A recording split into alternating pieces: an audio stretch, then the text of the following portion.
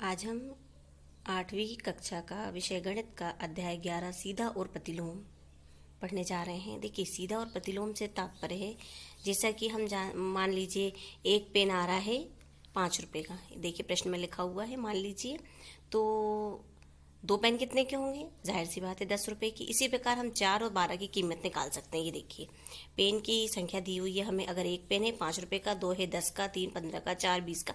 इसी प्रकार हम आगे भी इसका मान ज्ञात कर सकते हैं। इसी प्रकार हम उदाहरण में देखेंगे, ये समानुपात, एक बढ़ रहा है दूसरा बढ़ रहा है, तो उसी प्रकार आगे भी वो किस प्रकार बढ़ते जाएंगे।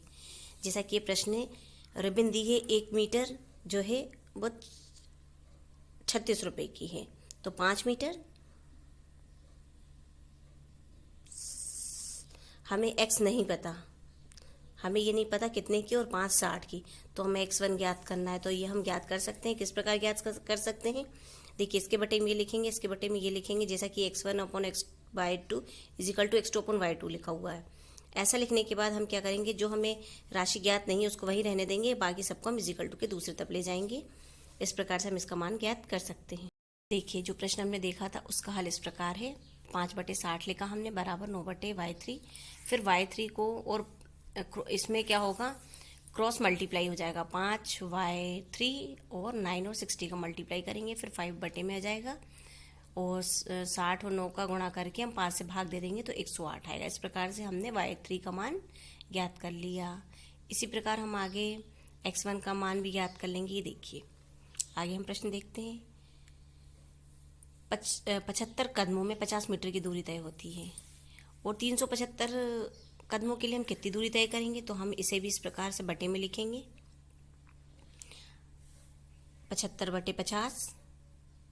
पहले हम ये जो हमारा सूत्र है ये लिखेंगे इस प्रकार से, फिर जो मान दिए गए हैं हम वो लिखेंगे, फिर हम इस प्रकार से बटे में लिखेंगे, फिर इजिकल टू के जो राशि हमें ज्ञात नहीं है, क्रॉस मल्टीप्लाई इस प्रकार से होता है, एक ऊपर एक नीचे, एक ऊपर एक नीचे, इन दोनों का मल्टीप्लाई करेंगे, ये इन दोनों का मल्टीप्लाई होगा ये। अब यहाँ पे y2 को यहीं रहने देंगे, 75 नीचे आएगा बटे में, हमने काट दिया, तो y2 का मान आ गया 250। तो 375 कदमों में 250 मीटर दूरी तय होगी। अगला प्रश्न हम देखते हैं उदाहरण का। हम अब प्रश्न देखते हैं, निम्न में से कौन सा विचरण अनुक्रमानुपाती नहीं है? तो इसका उत्तर है चाल बढ़ने पर समय। अगला प्रश्न हम देखते हैं, यदि मानचित्र पर 1 सेंटीमीटर वास्तविक दूरी 8 किलोमीटर को निरूपित करता है, तो उसी मानचित्र पर 2 सेंटीमीटर किस वास्तविक दूरी को बताएगा?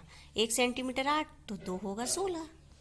देखिए, 1 बराबर 8, 2 बराबर 8 का 2 में गुणा कर देंगे 16। अगला प्रश्न देखते हैं, दांतों की संख्या और आयु के बीच विचरण होता है, कभी सीधा और कभी प्रतिलोम। कभी सीधा और कभी प्रतिलोम, कभी बढ़ता है कभी घटता है। अगला प्रश्न देखते हैं, यदि 15 डाक टिकटों का क्षेत्रफल 60 वर्ग सेंटीमीटर है, तो ऐसे 120 डाक टिकटों का क्षेत्रफल क्या होगा? तो इसका उत्तर होगा 480 सेंटीमीटर घन सेंटीमीटर। अगला प्रश्न देखते हैं, निम्न में से कौन सा व्युत्क्रमानुपाती है? कार्य के घंटे और श्रमिकों की संख्या, ये व्युत्क्रमानुपाती है। एक बढ़ता है तो एक घटता है। अगर ज़्यादा लोग हो गए तो समय कम लगेगा, और कम लोग हैं तो ज़्यादा समय लगेगा, तो ये व्युत्क्रमानुपाती होता है।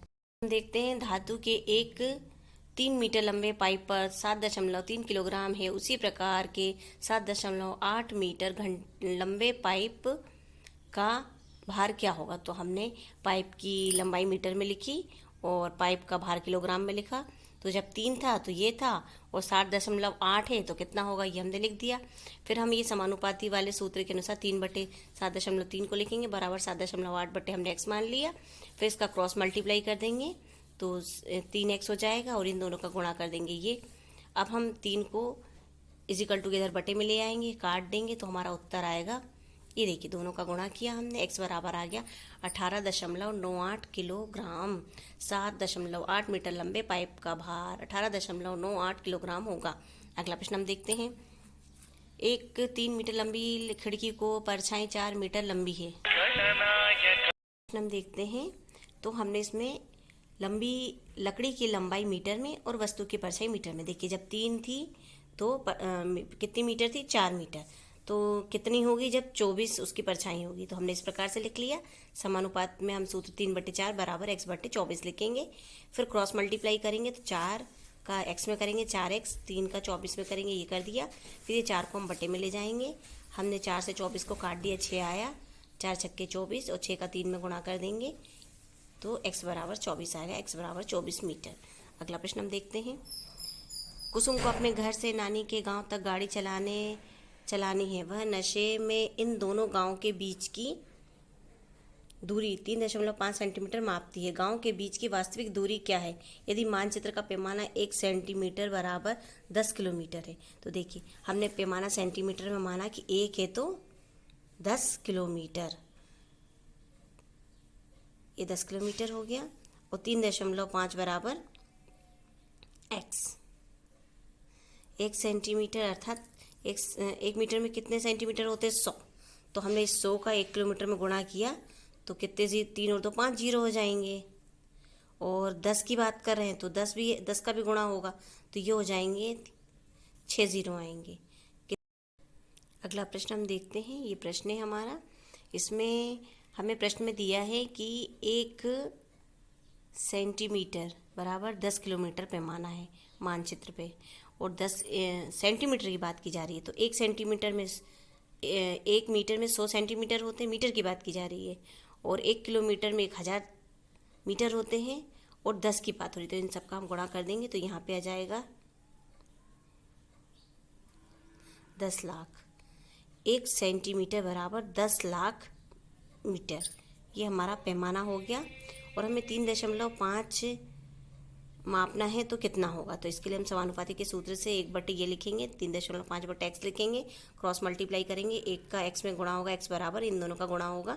3.5 में जब हम गुणा कर देंगे तो ये हो जाएगा।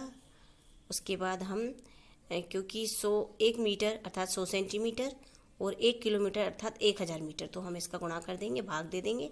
तो पैमाना हमने x बराबर 35 किलोमीटर, क्या आएगा? x बराबर 35 किलोमीटर। अगला प्रश्न हम देखते हैं। प्रश्न के अनुसार हमने बच्चों की संख्या 30 है तो लड्डुओं की संख्या 5 है। तो अगर 25 बच्चों की संख्या होगी तो लड्डू कितने होंगे? तो हम ये समानुपात के सूत्र से 30 बटे 5 और 25 बटे x लिख लेंगे, क्रॉस मल्टीप्लाई करेंगे तो 30 का गुणा हो जाएगा, 30 का गुणा 5 में हो जाएगा और 25 का गुणा x में हो जाएगा।